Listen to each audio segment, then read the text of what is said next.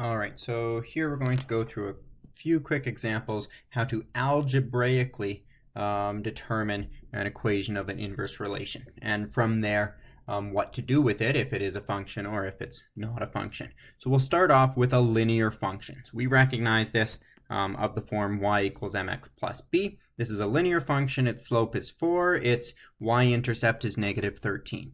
Now we're going to try and find the inverse relation and deal with it when we get there. So we'll start off, we have our steps down here. We'll start off, we'll rewrite the equation in terms of x and y. And that means the f at x here, we're going to rewrite that as a y. So y equals 4x minus 13.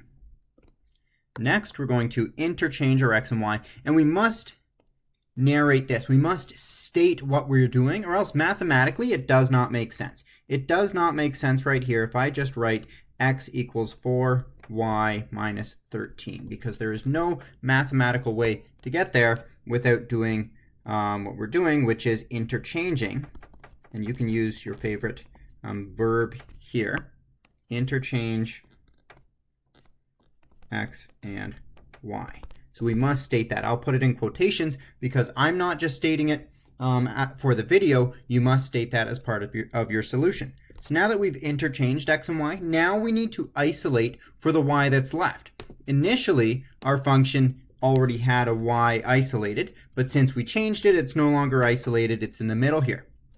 Now, when we're isolating it, we must respect the order of operations that are going on. In general, we know our order of operations, that's our bed mass. And that typically tells us when we're evaluating something, we must follow first the brackets, evaluate the brackets, exponents, division, multiplication, and addition, subtraction. Well, here, when we are isolating for y, we're going to use this bed mass in the opposite direction because we're picking apart the equation that's going on the right side of this equal sign. So we'll start off with our addition and subtraction. Addition and subtraction, right here I have a negative 13. So I'll move that over to the left-hand side. I'm working with x plus 13, so I'm adding 13 to either side, equals 4y.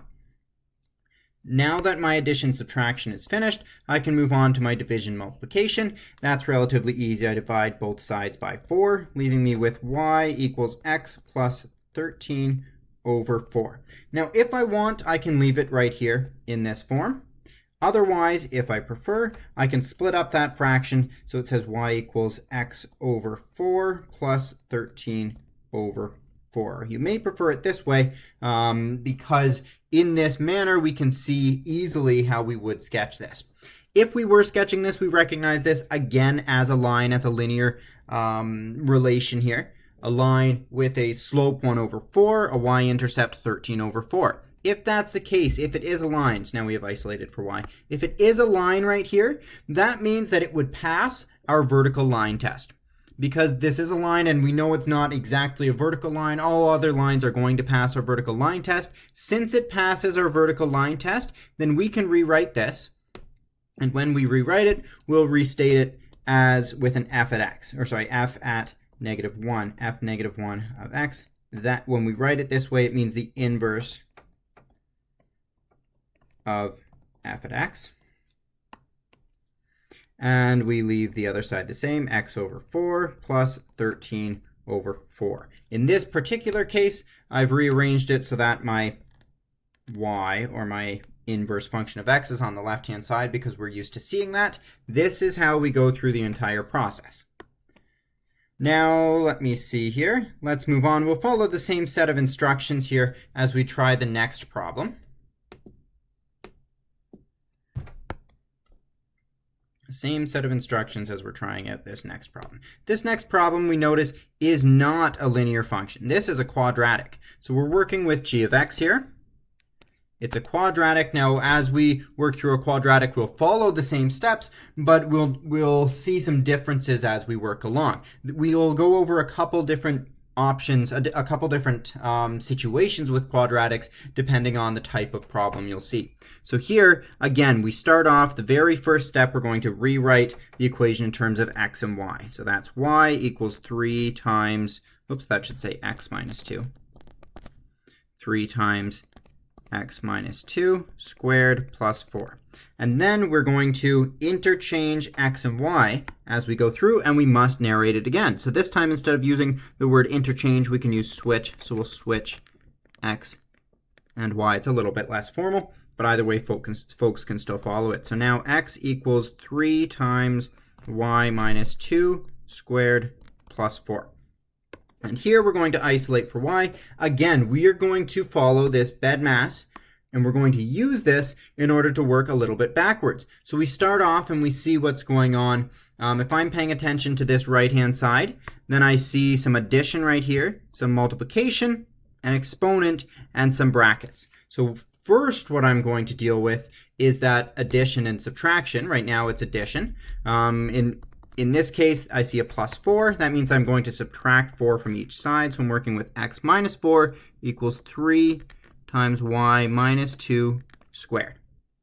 And then I'm going to work with the multiplication that's going on. So that's the 3 over here. So we'll divide both sides by 3, leaving me with y minus 2 squared equals x minus 4 divided by 3. Still working forward. Now I have the exponent, and here's where it gets a little bit tricky. Now that we're in grade 12, we know how to, in grade 11, we know how we're going to square root both sides. So here we're going to work with it, and that'll be a square root right here, square root right there. You'll see as we go, but we'll need to be a little bit careful as we go through it. So we're going to be left with y minus 2 on the right-hand side, x minus 4 divided by 3 square rooted. When I square root both sides like this, I must take the positive and negative square roots. That's new to grade 11, but we know that we must do that now. I'm not going to go through why we must do that right now. You've learned that in a previous lesson. But now we've gone through our exponent. We're just left with what was brackets right around here. So we're just left with a minus 2. That's the only thing stopping our y from being isolated right now. So we'll add 2 to both sides. So we're working with 2 plus or minus the square root of x minus 4 divided by 3 equals y. Now, if I plot this, if I were to plot this, I would end up with honestly, we should be able to plot something like this right now. We can do it quickly if you'd like. So we have a translation 2 units up, 4 units to the right. We're looking something right here. And then we have a horizontal stretch by a factor of 1/3. We're looking at something that looks like this for our plus side, and something that looks like this for our minus side.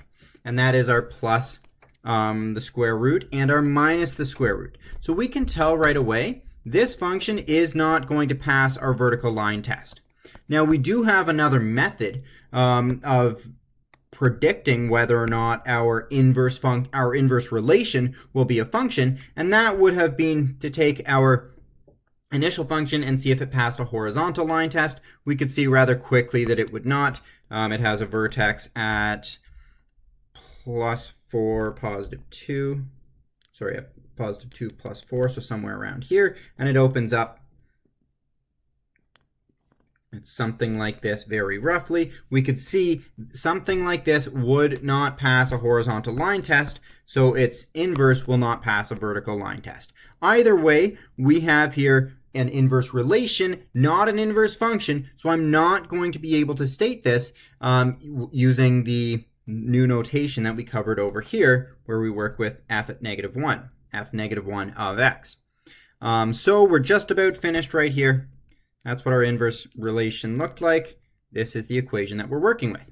In this case, it never gave us an inverse that was a function, but we'll see next time with a strategic restriction, we should be able to follow it. Now, and once more, bear with me here while I try and move my instructions over so you can see, move our procedure over so you can see as we work through it. Good stuff. So again, we see a quadratic function here, but this time we notice there's a restriction going on. And we're kind of expecting this restriction to go on right near the vertex. And if we double check, our vertex here is, it's in vertex form, so we can see it really easily. Our vertex is at -3, -7. So what we're looking at right here, typically it would be -3, -7. This one appears to open up.